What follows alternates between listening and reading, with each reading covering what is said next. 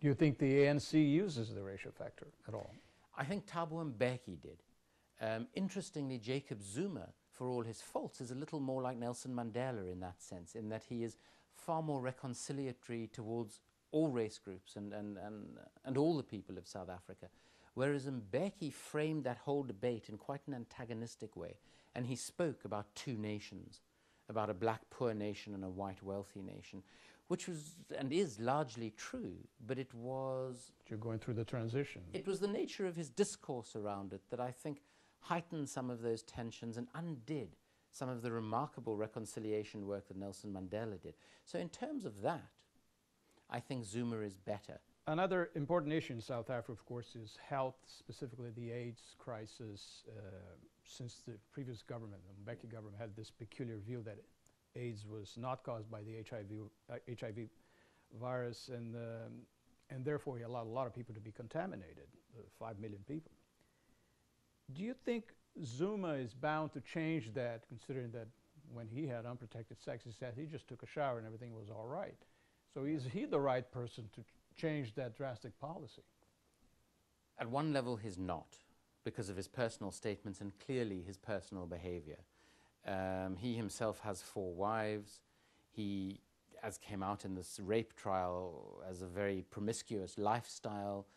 And clearly anybody who thinks that a vigorous shower is going to have any impact on whether they contract the HIV virus or not is talking absolute nonsense. And in a society and a country where the views of the political leader are extremely important, that is worrying, because that view pervades the society. Just as under Mbeki, who didn't believe that HIV caused AIDS, that sort of denialism started gaining ground in the broader society, and people would not practice safe sex because they thought there was no reason to. And at the height of this denialism, every day in South Africa, over 1,000 people were being infected. And 900 people were dying of AIDS-related causes every day at the height of Thabo Mbeki's denialism. And the government them to take vitamins. Did nothing. Told them to take vitamins, to eat the African potato, beetroot, as our health minister said. And they would not provide antiretroviral medication through the public health system because Mbeki didn't believe in that causal link, which the medication obviously addresses. Now, where Zuma has already shown himself to be better is that he's accepted the scientific orthodoxy on AIDS. And even in the last year or two of the Mbeki presidency, he was forced to start rolling out the medication. So we're already seeing improvement. So at a political level, Zuma will definitely be better on this issue. At a personal level, in terms of his own personal example and some of his historical statements, he's not the person you want to be leading a country that has the highest rate of HIV infection in the world. Lots of people who voted in the last election, and they were not even born when Nelson Mandela left prison. Certainly not at the heavy time of apartheid. They have no direct experience of that. Do you see these people kind of pushing South Africa in a different direction? Absolutely. I think you touch on something extremely important here. My generation, we grew up with apartheid. And if you were black, you experienced the full force of that, and it was tragic and dreadful. If you were white, I believe it also had an impact on you. I don't think that the oppressor can get away with that oppression without it having some, at least, psychological and psychic effects.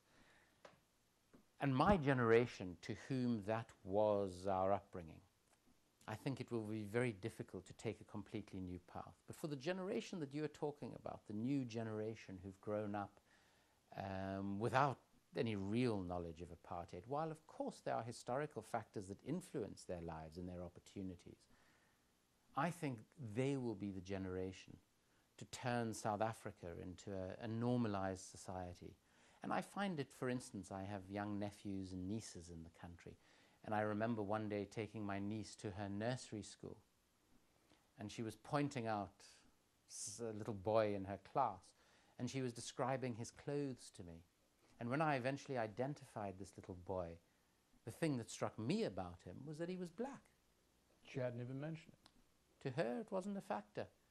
But to me, when I went to school, there were no black children allowed in my school. It was a purely white school.